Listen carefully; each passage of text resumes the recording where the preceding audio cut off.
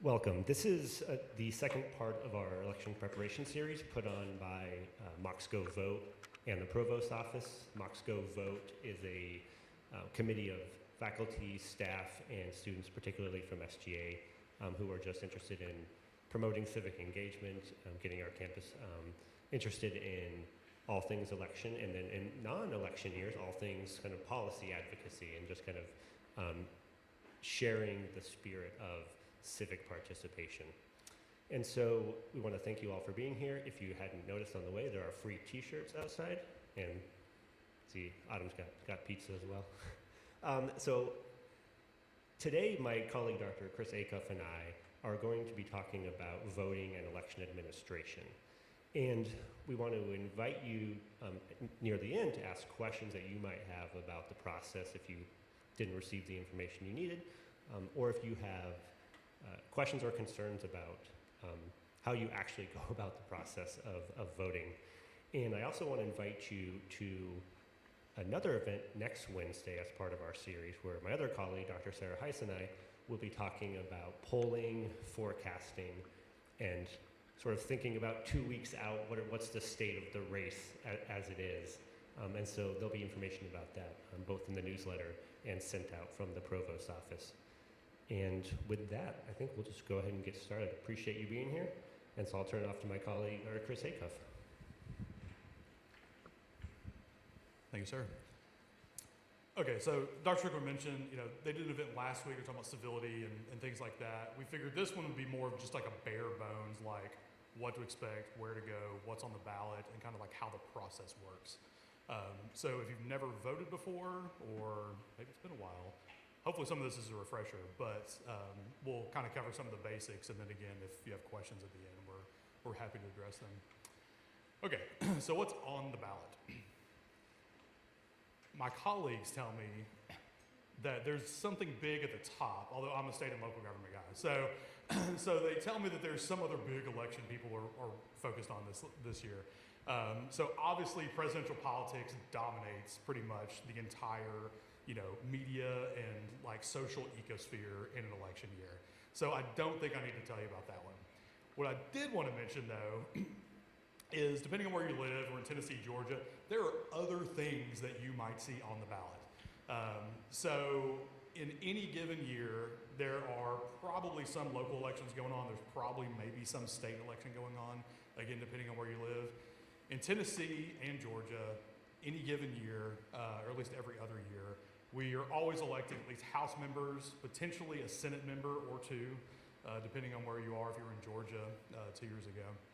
But in Tennessee and Georgia, they're like all U.S. House members. In Tennessee, we have a U.S. Senate election. So Marsha Blackburn, Gloria Johnson, and a few other candidates, I believe, have qualified for that race. In the state level, all of the Tennessee State General Assembly members in the House and half of the Senate will be elected this year. So if you are in a House district in Tennessee, if you're in a Senate district in Tennessee, there's an even number, it's like District 10 here in Hamilton County, you will have a you will have a state Senate election coming up. All of the House positions in the General Assembly also will be up. If you're in Georgia, everybody in the General Assembly basically is elected every 2 years. Depending on where you live, again, locally, we may have some other races. So if you're in Hamilton County, I've listed some of the other cities on the ballot. Some of these are, basically uncontested. Some are fairly contentious elections. In Lakeside, for instance, basically they have 3 seats up. There's 3 people running. It's an easy pick. In Collegedale and Red Bank and a few other cities, there's a lot more people running for a fewer number of positions. So the city elections, again, matter. Come talk to me after if you care about local elections. Same thing in Georgia. There's school board races. There's several county positions, judicial elections, all that stuff. So don't be surprised if you go into the ballot box and you don't just see Trump-Harris on the ballot, right? So think about all the other races that are on the ballots too. Okay, if you've never voted before, anybody, this is your first election? Don't be shy. Several of you. Okay. There's always this message of like make a plan. Okay, so figure out where you're supposed to vote, when you can go vote, all of those types of things. So number one is usually check your registration. So if you're in Tennessee, I always point people, just go to the Secretary of State's website. They have an app. It's great. You can look up your current voter registration. Some of you may have registered, potentially like your senior of high school. You may have registered back home. Some of you may have registered or re-registered here in Hamilton County. Make sure you know where you're registered because that will matter. Thinking about where and when and how to vote. So several different options. So one, you can vote early. So in Georgia and Tennessee, early voting is happening now. So you can go vote early anywhere within these two states. Lots of other states have already started this process. You can vote absentee with caveats. I'll talk about that later. Or you can vote on election day. So obviously there are some differences in how these things work and what you need to prepare for these. So I'll kind of talk about these briefly. So early voting, like I mentioned, happening now. In Tennessee, you've got until Halloween. In Georgia, you have one extra day till November 1st, basically. So if you want to go vote early, you can go to those polling locations. Again, those will be listed on your local county election commission's website. In Hamilton County, I think we have 4 or 5 now. The easiest one close to us is the election commission right down in Nicola. But depending on where you live, there may be a location that's closer to you. So if you vote early, you don't go to your actual assigned precinct. You go to one of these central voting locations. If you're voting absentee, here are some caveats.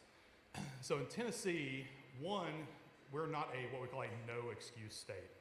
So in a lot of states, they have no excuse absentee voting. Basically, anybody that wants to vote absentee can. In Tennessee, you have to have a reason for voting absentee, and I won't list all the reasons. There's several. If you're an elderly person, if you're hospitalized, if you're a caretaker for a parent or grandparent or something like that, you can check a box. But one of the reasons you can vote absentee is you're a college student who's away at college. So if you're registered to vote in Tennessee and you go to state, and if you go to state school or any school in Tennessee, you can check that box and say, hey, I'm a student away at college. I want to vote in my home county. So you fill out a form, mail it to them or email it to them. They'll send you a ballot. The challenge of that is if you have registered online and never voted in an election before, you can't request an absentee ballot. Dun, dun, dun. Okay, so dramatic pause. So in Tennessee and a lot of other states, you have to show proof of identity, right? So in Tennessee, this is one of the states where you have to present yourself basically the first time to vote in person so they know that you are who you say you are. So if you just registered, maybe you just graduated from high school, you registered back home, you're planning on voting absentee and you've never voted before and you didn't register in person, you can't vote by absentee ballot in Tennessee. They'll send you a very nice letter saying thanks, but no thanks, try next time. So your options are either go home and vote during early voting or go home on election day, basically. I will say, and again, I'm put caveats by this, there are some counties that will basically verify your ID for you, but I always say check with the local election commission and make sure that's still a thing. Several were doing it during COVID. Basically, you could go to the local election commission here, let's say you're from Shelby County, and they would say, hey, Shelby County, Joe or Jane Smith came, they showed me their ID, it's them, I checked, they're good. But again, check with the local election officials to make sure you can still do that. If you are voting absentee, ballot request deadlines are up here. In Georgia, there is a no excuse state, and you can actually just basically mail them a copy of your driver's license. So they're a little bit more lax on the IDs and things like that you need. In both states, ballots must be received by the close of election day or the close of polls on election day. So depending on the state, they have different rules governing when the ballot must be received. Some states, as long as it's postmarked, some states it has to be received by a certain time. Some states give you extra couple days after the election. So in Tennessee and Georgia, though, it has to be received by the close of polls on election day. So make sure if you're going to vote absentee, you get it in. Election day. Okay, so one, again, check your voting precinct, know where you're registered. So you must vote in your voting precinct on election day. We've had students here in the past who've shown up on election day and like, hey, I'm ready to go vote. Awesome, where are you registered? Oh, back home in Nashville. Okay, well, you should get going then because it's a long drive. Or Shelby County or wherever, right? So make sure you know where you're registered on election, or to vote if you're going to vote on election day. In Tennessee and Georgia, remember, bring a required ID. Again, there's a list of these on Secretary of State's website, election commission websites, etc. I always note too, UTC ID is not a valid form of ID in Tennessee. Driver's license, passport, other things qualify, but a UTC ID is not an acceptable form of ID to vote here.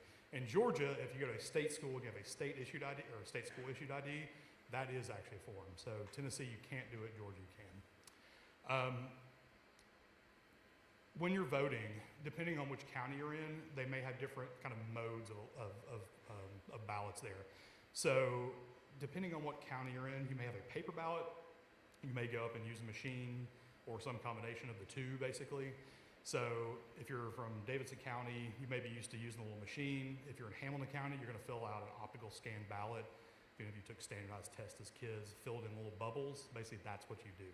So then you'll feed it into a machine if you vote here in Hamilton County. So again, kind of knowing the equipment is also important. Usually this is listed on a election commission website. They'll kind of tell you what to expect. The other thing is too, you can always ask for help. So obviously, poll officials are trained, they help people all the time, so don't feel embarrassed if you don't know what's happening, if you're not 100% sure.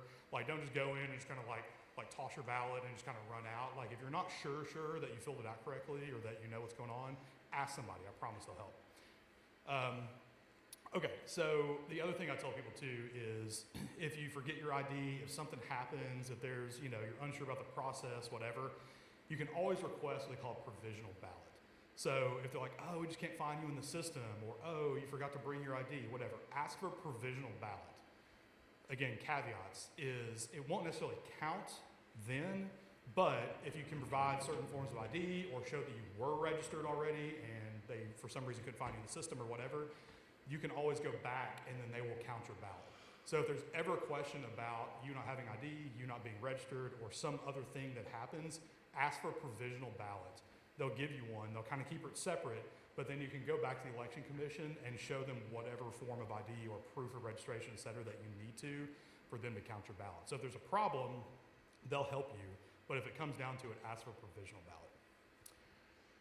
Okay, so basics about election administration, just kind of quickly. So generally, other than federal elections and the dates, most of the election administration and kind of like when elections happen, the time, place, and manner, as we call it, of elections happens at the state level. So the federal government basically says, hey, we're going to elect presidents and Congress and Senate members first Tuesday after the first Monday in November. Everything else is up to you guys. Great. Most of us have just decided to align with that election schedule. But from the administration standpoint, here's what happens. Is usually it's a fairly decentralized process. So states set election dates, how things work, how ballots work, et cetera. But at the county level is usually kind of where the rubber meets the road. And so that decentralization, sometimes is both a good and a bad thing, I would argue. So one, it helps ensure that there's a lot more people involved in the process, right? There's no like one actor or person who can, add a few extra ballots here or, over here if you want to. Right, there's a lot more people involved in the process. It's a lot harder to, for somebody to make a mistake or there not to be a check and balance on kind of how the system works. So decentralization of these things is good. Again, the caveat to that is that sometimes it makes it a little more confusing. And so, like when I was looking up stuff, admittedly, I was born and raised in Tennessee, go Balls, and I only dabble in Georgia. So looking at Georgia's election administration system, they're a lot less uniform in how they administer their elections. It really just depends by the county, and there's 159 counties. So everyone is just a little bit different. So again, it can make it a little bit confusing. I won't get down the weeds, but just to let you know how this stuff works. Every state has a chief election administration official. So usually this is the Secretary of State. Here in Tennessee, Secretary of State is chosen by the legislature. In Georgia, it's an elected position. So again, even how we select these people that are over elections varies. At the state level in Tennessee, there's an election commission basically that's appointed by the legislature, and then they appoint members of the county election commissions. And so the way it works here is that at the state level, the majority party in the legislature gets 4 seats, the minority party gets 3. At the county level, that's 3 seats and 2 seats respectively.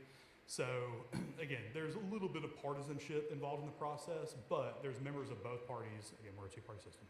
There's members of both parties who oversee elections and the process and things of that nature.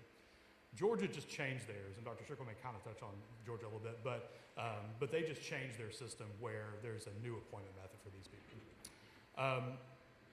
Once the ballots are cast and everything, we get to the point where local election officials will process, count, and certify totals. So there's certain dates set by state law and when these totals have to be counted, when the ballots have to be sent up to Nashville or Atlanta respectively. In Tennessee, it's the third Monday after the election. Georgia is the next Monday following the election. And then state officials will certify these things. If you caught the news yesterday, there was just a court case in Georgia about how this process works. Basically, the word shall is a very important word. If you're a public law person or a legal scholar of some sort, the word shall is apparently very important. So there's a question over whether county election officials had some discretion in the process over certifying elections, over whether they could kind of conduct their own investigations, and these things will probably still play out over the next couple of weeks and months, honestly, and Dr. Strick will touch on that, but I wanted to mention that. Okay, what to expect on election night. Do not expect the presidential race to be called. I don't know why we've gotten to that point, but we have, where we just want instant gratification. It's like, I push the button, I want to know who won. Nah. If you remember 2020, this took a while. I've got a map in a second that shows you how this played out. But don't expect a winner on election night. Same thing for control of the House and Senate at the U.S. level, at the federal level. We're probably not going to be sure for at least a day or three, maybe even longer. So don't expect a call on election night. Many states will be called after polls close, and people always kind of question this. 10 minutes after the polls close in, Oklahoma, well, how do they know that Donald Trump was going to win? Okay, it's complicated. But, generally they look at polls, exit polls, there's a whole process. Experts in these states make these calls. And again, the AP or one of the media outlets calling a race doesn't make it official. Election officials make these things official. So just because CBS, NBC, somebody calls a race, that doesn't mean that's actually who won yet. So just caveats there. So again, it may take several days, maybe a week or two, etc. Okay, here's how the timeline played out as a refresher. Some of you are shuddering, sorry. Most states were called by midnight Eastern time on election night. So again, all the states are kind of the lightest color, and sorry if that's not great contrast, but all the states that are kind of the lighter colors, including Tennessee and others in here, those are called election night. We basically knew who was going to win. There weren't that many close races, etc. So that's a whole other conversation. But those are called election night. The next day, 11 additional states. So the vast majority of states had called it basically by, I think, 5 o'clock the next afternoon. I think Michigan and a few others were called by, let's say, 5 or 6 o'clock the next day. But that didn't get somebody to 270 electoral college votes. And so we were waiting on Pennsylvania and other states. So it wasn't until 4 days later that Pennsylvania and a few other states actually sent in their final returns. And again, if you're in Georgia were several weeks later.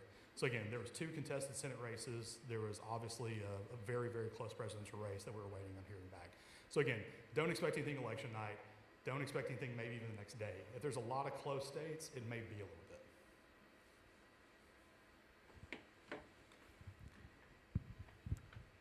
Thank you. I want to touch a little bit more on some of the things that Dr. Acuff was discussing about how the election works, particularly at the presidential level, how that works on election night and into the following days, maybe even the following week or so, and how that occurred in 2020, and what kind of patterns might we expect for 2024. But first, I just want us to think a little bit about, from an abstract position, kind of what the role of an election is. So I'm a scholar of American political development, and so through that I look at the historical development and construction of the American political regime. And so we think about democratization as a historical process that's played out over time. And it's not an end state that we are getting to. It's not like we eventually become a democracy. Democracies can become, or a regime can become more democratic, less democratic over time. And so scholars are increasingly writing with urgency about democratic backsliding in the United States. Well, so for a democracy, an election is supposed to do one of 2 things. The first thing it does is it's supposed to present a choice. So elections are working well when you have campaigns that are contested and grand visions and policy agendas are being put forth, and so that the voters know that they have a choice between between 2, maybe more, but given the nature of our system, 2 political parties, 2 presidential candidates. So it creates choice, but that often leads to polarization because you are necessarily contrasting yourself against someone else. The second thing elections do are they bestow legitimacy on the regime itself, so that when we are provided choice and we make that choice, we have at least gone through the process of having the peaceful transfer of power, legitimizing governing authority in whichever new political party comes to power or party that might remain in power. And so we tend to think about these elections as kind of heightened moments of citizenship where the people have spoken. But what if not everyone has the right to vote or has easy access? And so it opens up these questions about the legitimacy of election and whether or not the people have actually spoken. And so this is where election administration, where the rubber meets the road, particularly at the county level, where the trust that we have in those that are administering the elections, 51 across the states and the District of Columbia, thousands across all of the counties. So on election day, you have hundreds, if not thousands of elections that are happening that are all supposed to be legitimizing the transfer of power and legitimizing, authorizing the people's vote. And so scholars think about states as the infrastructure of democracy. If we are a democratic regime, a small d democratic regime, it's really the states that are the ones that put the elections into process. Now, we also know then that there's unevenness across the states. If states are where democracy happens, we also know that some states can be less democratic than others. And so scholars of subnational democracy write about the ways in which voting ID laws, whether or not you have early registration, what it means to be able to mail in a ballot, absentee ballot rules, all of these things are left up to the states. And so we can say that one's level of democracy could vary based on the state in which you live. And so we just want to focus on election administration as the actual task of administering and running an election. And so we can then think about what this means for some of the recent events that we've encountered, particularly the hurricanes, Helene and to some extent Milton. Now, as you see up here, the western part of North Carolina was particularly hardest hit. And these are areas that currently do not have, well, some of them do not have access to electricity, the polling places. Some of them do not have literal locations where their ballots can be mailed. They do not have administrators in some places that are able to fully devote their time to election administration because they have lost loved ones. So we are asking a lot of those who are really doing the work of administering elections during a time of deep polarization, where concerns about false, fraudulent voting, misinformation about the federal government coming in and taking over certain areas of these populations, where you have real voters, citizens, who are potentially being denied the access to the ballot for contingent reasons, a natural disaster. And so the Secretaries of State of both Georgia and North Carolina, and again, to some extent, Florida, are working diligently to make sure that these people have the right to vote, have that ballot. And so when we think about what it looks like on election night, if we truly want to have a fully democratic process, we have to ensure that everyone's vote counts, gets counted. Everyone has access, everyone has the right to vote. And so it may be days, weeks, particularly if we're thinking about North Carolina, and given where the electoral map comes into play, North Carolina really could be the state that swings the election, and Georgia for that matter too. And so we're going to want easy answers and quick answers on election night, but it very likely is the case that 10, 20, 30, 40,000 votes here and there could swing the election. And while you'll notice here, it just happens to be color red, that's the FEMA disaster declaration zone. those areas are actually primarily Trump Republican counties. And the same with Georgia too. Those areas that were hardest hit tend to be ones that Trump overperformed in. And so again, for someone who supports democracy, even if you are a capital D Democrat, you should support all efforts to make sure that people are getting their election administration needs met, so that everyone has a chance to participate in this crucial election. And I'll just say one more final thing. We don't appreciate enough what election administrators go through, and unfortunately, many of them right now are facing death threats and threats of violence, because they are the ones that are on the ground with these ballots. And there is real concern, including there's a research project out of the University of Chicago that studies political violence, and they have documented some of these threats that election administrators have received for just doing their job, for doing the real work of running our democracy. And so when you vote, because I know everyone's going to go vote, give a smile and a nod and a thanks to to those who are either volunteering or staffing the election administration center where you're going to be headed. And so then, thinking about election administration leads us to reckon with what happened in 2020 and what might happen in 2024.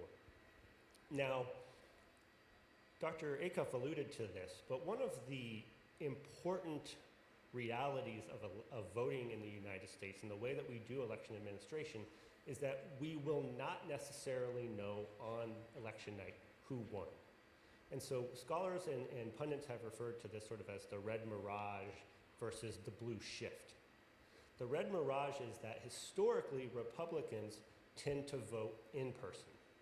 And so if they've early voted or if they are voting on election day, as those results are coming in, if you just look at a map and you're seeing the results come in, it looks like, oh, Arizona's doing really well for Republicans. But historically, Democrats tend to vote through the mail-in process. Not overwhelmingly, but certainly they've embraced it more than Republicans have, particularly through COVID-19. And so what ends up happening through the election administration is as we count ballots after the fact that are received by the proper return date, the numbers will shift in a state. So what looks like a overwhelming Republican victory could get chipped away at as more and more Democratic mail-in ballots are counted. And we knew, political scientists, those who follow elections, we knew that this very issue was going to happen in 2020, ahead of time.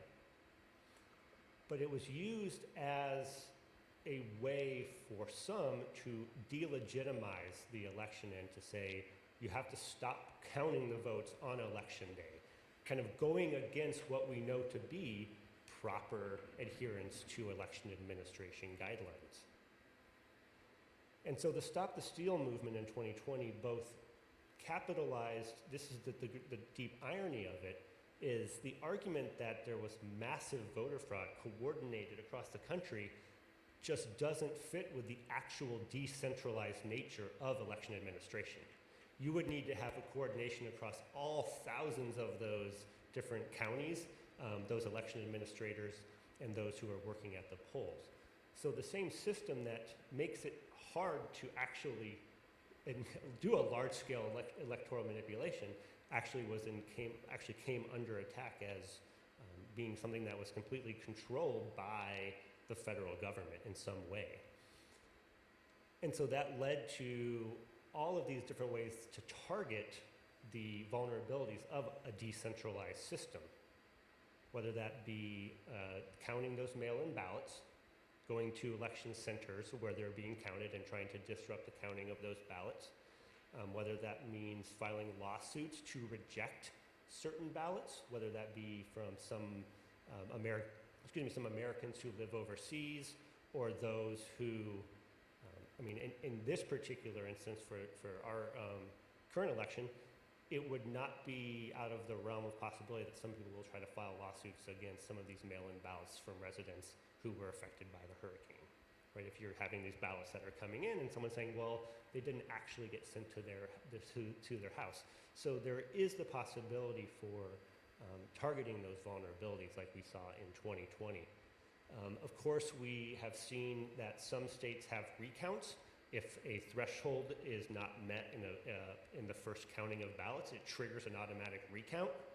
And so what we saw in the past is certain actors trying to disrupt the counting of those recounts, going to the centers where they were happening. And of course, there's the certification of the actual election itself, which is required by the Constitution for states to certify it. And of course, that eventually led to the January 6th insurrection and trying to disrupt the counting of those certifications. And so what has changed since and what has not changed? Well, a lot of those vulnerabilities have tried to be addressed. But again, because it's decentralized, certain states have taken certain efforts to shore up their election administration, where other states have actually made it a little bit more likely that you're going to have certain challenges. Lawsuits are ongoing. There's already been 160 pre-election lawsuits filed by those inspired or supported by the Republican Party. And so we see that they're already looking at ways to kind of create this narrative of fraudulent votes. Importantly, though, on the other hand, Congress has passed the Electoral Count Act, which updated the ways in which the election will get certified. And so the very short story is it requires far more members of Congress to challenge a state's certification of their election. I think it's like 20% of Congress would have to sign on. So you can't just have one member of Congress, like last time, say, I want to challenge the certification of this election. They've also made it more challenging for how states can create an alternative slate of electors. So that is one thing that Congress did do to shore up the process.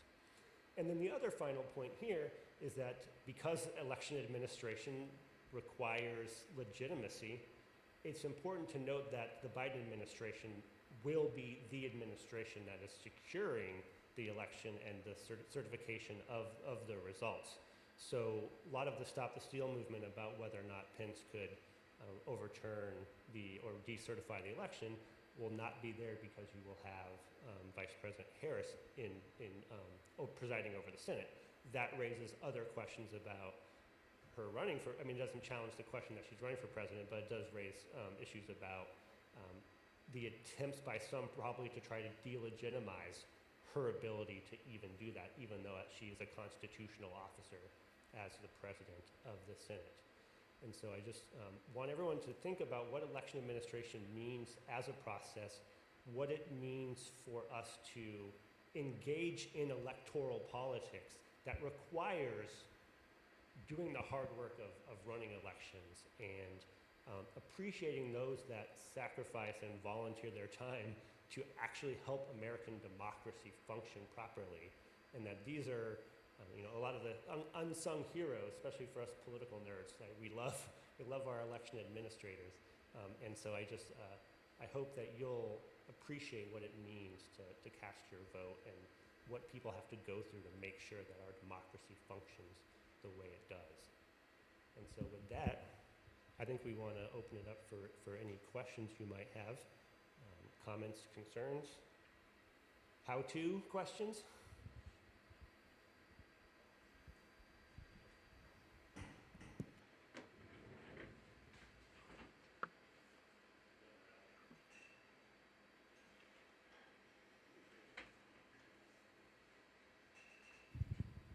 Dr. Acuff will bring a mic down.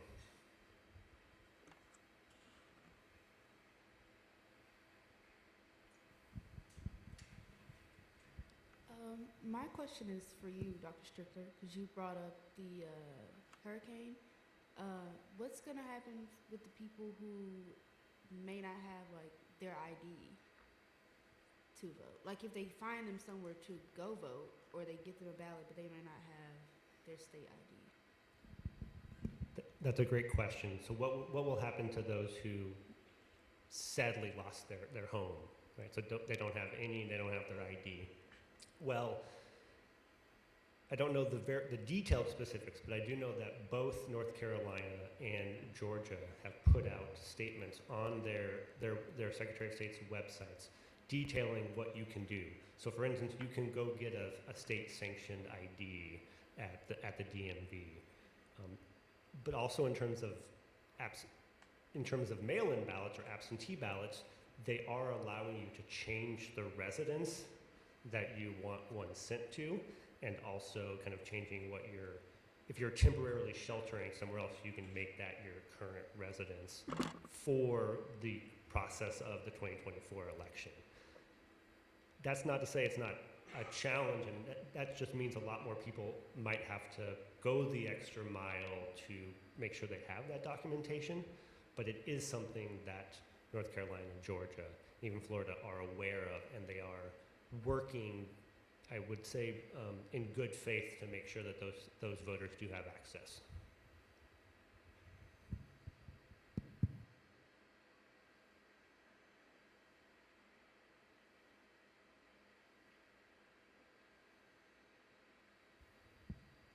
I'll play the Jeopardy music.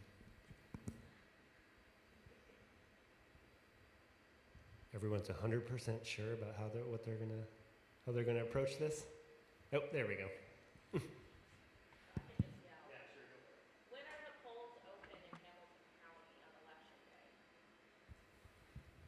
So all the polls are open. Tennessee, basically, depends on which time zone you're in. In Eastern time, where it's 8 a.m. to 8 p.m., right? So this is also one thing that came up, actually, we were having a discussion earlier this morning, about where to get election information from. And this is why I say I always point people to like their local election commission or the Secretary of State's office. Several, and there's all kinds of groups that do this in good faith, and they do their best. But there's there's a few websites I've seen that have polling information about, let's say, Tennessee, but it's Nashville centric. And so it'll say polls are open 7 a.m. to 7 p.m. In Central time, they are. In Eastern time, it's 8 a.m. to 8 p.m. So so basically what they're doing is they're having polls open and closed at the same time, effectively across the state. They're just accounting for the time zone shift. Yeah, so again, depending on where you get your information from, that's why I always just say, like, just go to the official state website or the county website. The other question that came up too, as we were talking this morning,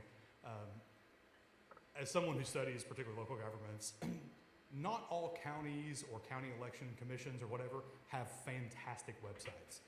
And that's nothing against them, they're limited in resources, whatever.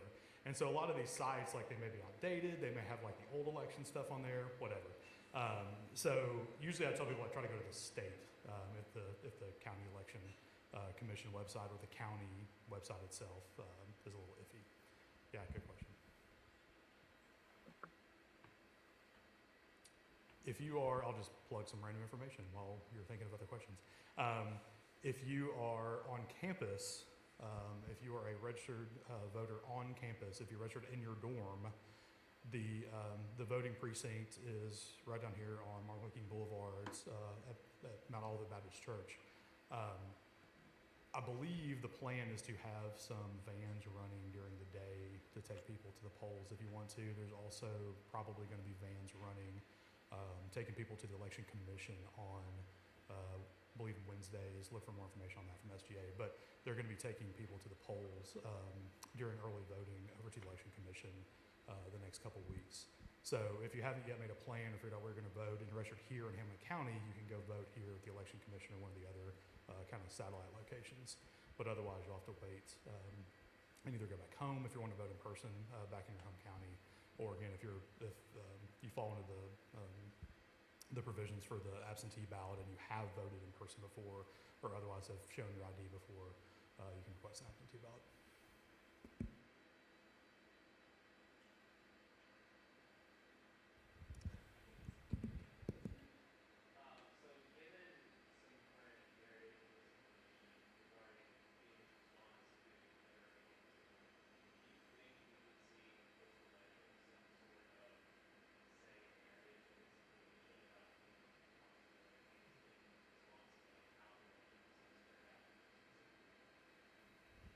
So the question was about the misinformation that's on the ground in parts of Western North Carolina, particularly about FEMA, whether or not that opens the space for contesting the legitimacy of the election. Unfortunately, I think that's a possibility. I don't think it will be as, let me put it this way. It'll be different if, let's say North Carolina is the deciding factor, right? Let's say it's extremely close. I don't know the math in my head, but say that the states, the Electoral College goes in a way where North Carolina really does decide the vote for Harris. Could I imagine there being a space for misinformation about how that happened?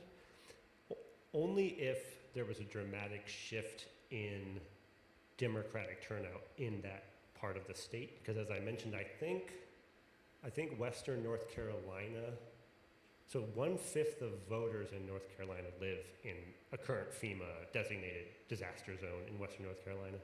And I believe of those counties, it's like plus 16% Trump from 2020. So it would have to be a dramatic reversal in support for Harris.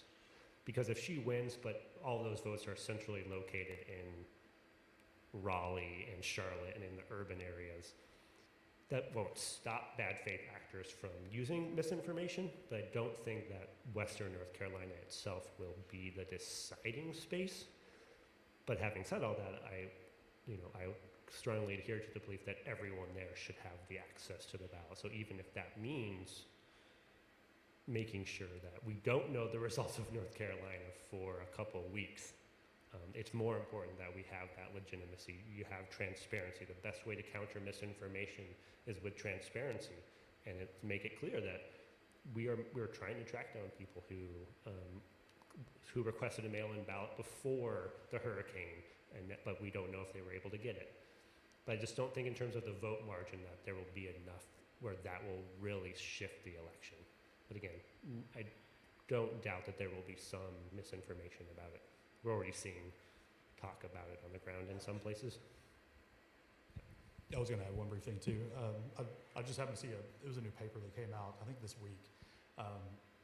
It shows that the longer the election process plays out, the less trust people tend to have in the process. And I think intuitively we all know that. I think there's been other studies too. But I think just using the mechanisms of kind of like gumming up the system, like creates legitimacy concerns, right? And so even if there's a lawsuit that's frivolous, that may not go anywhere or whatever, right? I mean, everybody has a right to be heard, and issues adjudicated, whatever, through the judicial process. And so even if you know this lawsuit's going to get tossed, or like a judge or somebody else will eventually rule, in a particular way, I think, again, just filing all these lawsuits, just gumming up, the process hurts, again, the small d democratic values that most Americans have.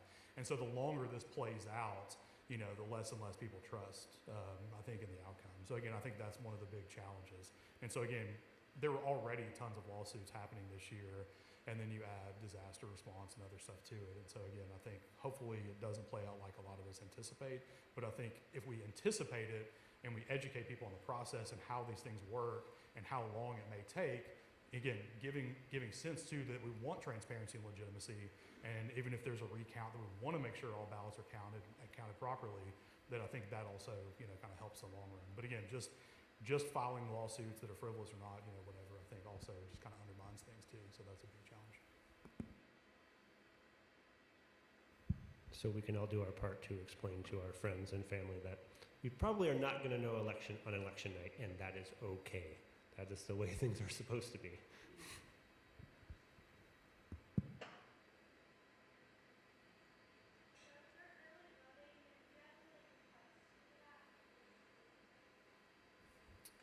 So questions about early voting. No, you don't have to request it. You can just show up. Yeah, so basically what they'll do is, let's say you show up for early voting, and I don't know, you forget, and you want to go vote again on election day. Just kidding. I mean, they'll have you in the system, so all these systems are centralized, and they know if you've already early voted, Or if you've requested an absentee ballot, so this does happen sometimes. Maybe someone requests an absentee ballot anticipating that, oh, I'm just gonna vote absentee this election, and then you're like, you know what? No, I'm just gonna run over here and early vote. They'll see that you've pulled an absentee ballot, and they'll basically cancel that ballot. And so if it does eventually get sent in or whatever, they'll basically mark that as void.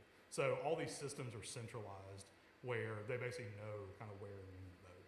Yeah. So that's another kind of like protection they have in the process. I think one of the big things, I didn't mention it, but again, if you've been registered or happen to have voted before, this is a whole other aspect of election administration. But we went through the redistricting process back in 2022. That includes changing precincts.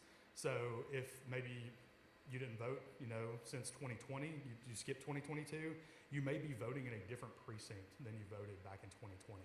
So I think that's another important thing to remember. Again, check where you're registered and make sure you know where to go. I've served as a poll watcher before. You can do this if you want to. You can serve as both a poll worker and a poll watcher. So you can be the one who actually helps people vote and give them ballots and check their IDs and all this stuff. You can also serve as kind of like this independent poll watcher. So a lot of nonprofit groups and several of the parties sponsor people to be a poll watcher. And you basically go in and just observe and make sure that stuff is happening the way it's supposed to be happening. And so I've served as a poll watcher before just because I'm a nerd. And, just watching the process, usually, not often, but usually the biggest thing that happens is that someone won't realize that they're in the wrong precinct. And so you'll get somebody, like, I've been voting in this precinct for 37 years. And it's like, well, not today, but they'll direct you to the new precinct. And so again, at least in Tennessee and most other places I know of, they have these centralized voter lists. They can pull it up on the computer. They can say, oh, Mr. Miss So-and-so, actually, you're supposed to be over at that other place, And again, you could arrange for a ride, have somebody pick you up, drive over if you got there, walk, whatever. So again, usually they can help you out. And again, that's why I always tell people, if you have questions, ask. They're there to help you. It's not supposed to be scary. But I think part of what we talk about a lot, and we talk about this the last couple of elections, is even for like super nerd election political scientist people, like sometimes we show up and it's like, whoa, like what's happening here? So we've heard stories of some of our colleagues, like again, they didn't know the correct precinct to show up to. It had changed locations. We've shown up before, or I've shown up before, and like right at the open of polls, and they were still trying to figure stuff out, and like we weren't sure which line to get in and stuff like that, right? So even for us, and I voted a ton, it's still sometimes challenging and confusing. So again, like demystifying the process, I think is part of, again, the idea of voter education that we all take seriously. It's not because you're stupid or inexperienced or you don't know what you're doing or whatever, right? This happens to all of us, And so again, that's why I always tell people, like, just know where you're supposed to go, know what you're supposed to have, request a provisional ballot, all that type of stuff too. Two things. Can you maybe talk about what the poll workers are doing when they look at your ID? What are they actually verifying, right? Because your address may be different than where you are now, but it doesn't mean you're not registered there. And then signature. Like the importance of my signature when I was 18 and registered to vote, is that the one that they're looking at when I do absentee ballot? Yeah, so questions about like voter IDs here and signature verification and stuff. So in Tennessee, at least, I won't speak to Georgia or anybody else. I'll stick with what I know. At least in Tennessee, they're checking your ID. They're checking your identity to make sure that you are who you say you are. They're not checking your address. So I've had this come up before. Again, I'm a nerd, and so I've had all these things happen to me. When I first moved to Nashville from Knoxville, I had not yet updated my driver's license, and so one of the poll workers tried challenging me my address. I was like, no, this is just to show who I am. This is not my voter registration, And so I'd already registered. I just hadn't updated my address. Sorry, state of Tennessee, but it was just to show who I am. So the thing to remember, at least in Tennessee, is it can also be an expired ID. So if your driver's license expired, and this is another thing I didn't know. We were doing this stuff in 2018, and I thought it had to be a valid ID. I know it can be expired. So again, this is stuff that I thought I knew that I didn't. So they're just checking to see if you are who you say you are. I had up on a slide, but a lot of people ask if they have to bring their voter registration card. You don't. Again, they have their information. If you want to bring it, and again, if there's a question over your registration, you can say, hey, I got this card from you, and it shows I'm supposed to come here. So you can bring it, but it's not required.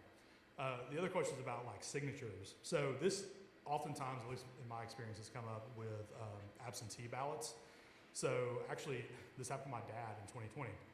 So COVID, everything's going on. Tons more people than normal are requesting absentee ballots, and they said his signature didn't match. So he signed some form or for his driver's license, years and years ago. Your signature changes over time, and so they said his signature didn't match. So they sent him a letter back and said, hey, your signature didn't match, and so of course he had to resubmit his request for an absentee ballot.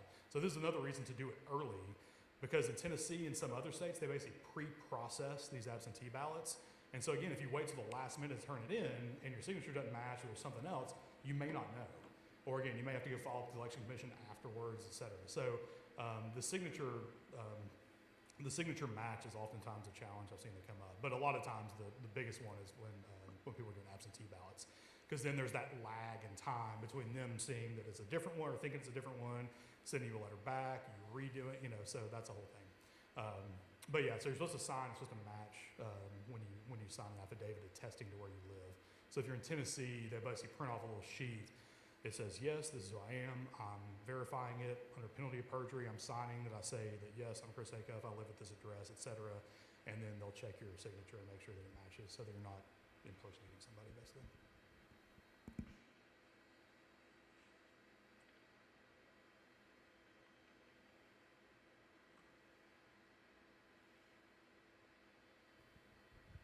Ask us a crazy question. Not too crazy.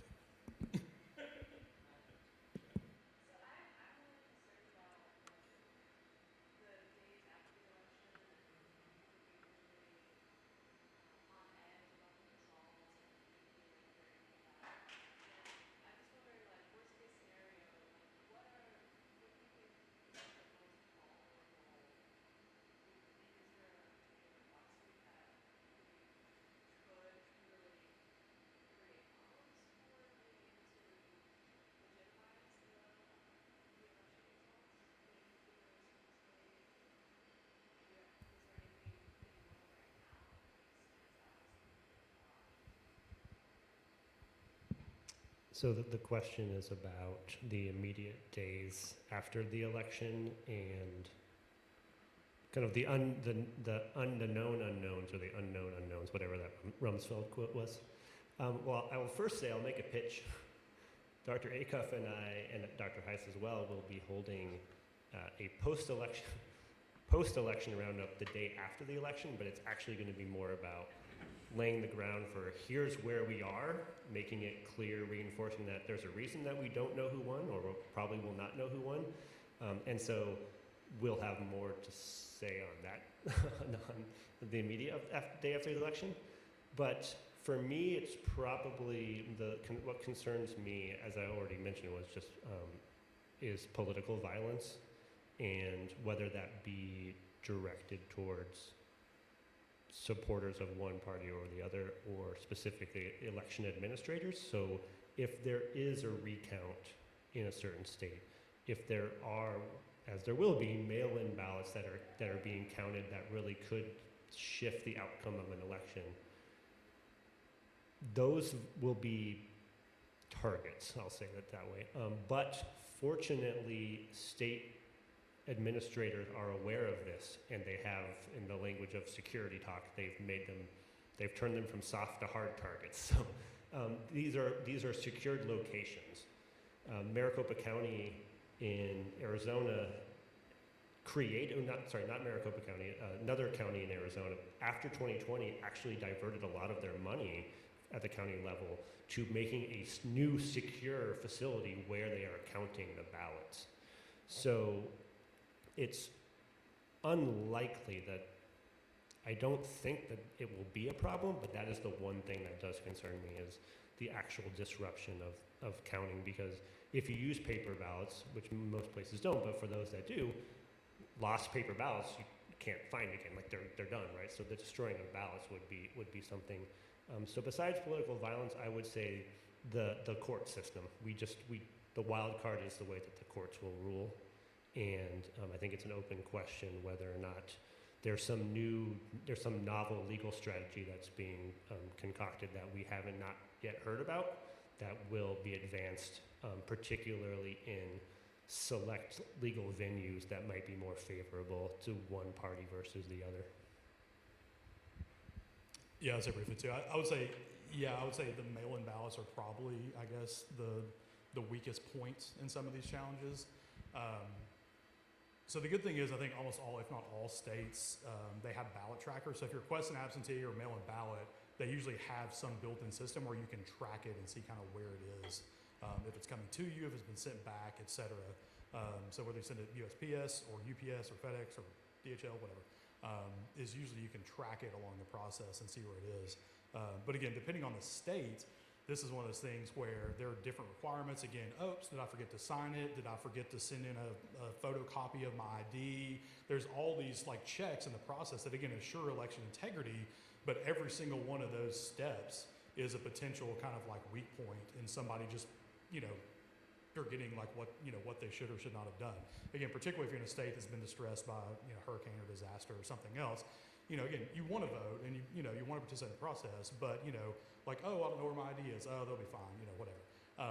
I think for some of us, for most of you, this is ancient history, but a lot of us think back to the 2000 election and like, people like partially bubbling in things. So again, I think just the process of like the paper ballots, did they fully circle that in? Is it a partial? Did they check it? Like all those types of things. Usually when you can tell a voter's intent is usually it's fine. But again, who knows? The good thing is, again, from an administration standpoint, is again, state laws vary, but usually there's basically like, an appointed set of people. Again, usually it's bipartisan, et cetera. There's lots of people in the room who basically judge these ballots. And so again, you may have, a Democratic and a Republican representative both looking at some of these ballots where they're not 100% sure, and they'll look at it and say like, yeah, accept that, okay, move it into the count pile or whatever.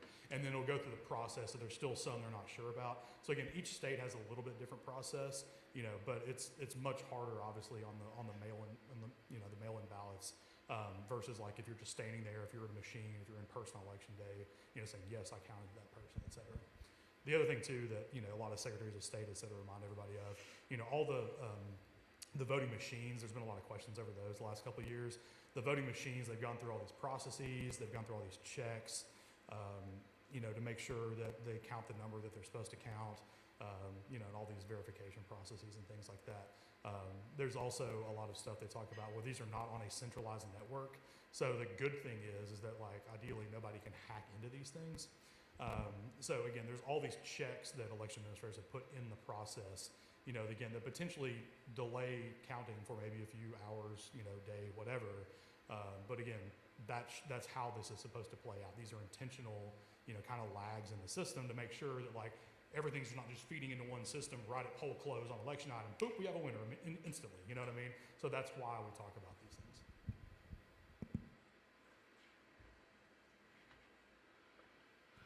All right, well, great questions. I think we are right up against the 1 o'clock hour. Thank you again. There will be another presentation next week, and as I mentioned, there'll be one post-election wrap-up, and there may even be one a couple weeks after the election, depending on where we are. It is our hope and our intent that we can kind of be a service, a voice explaining the process as the election gets closer and continues, the counting continues in the days or weeks after. So thank you for coming. Grab a t-shirt, grab some pizza, and have a great day. Thank you.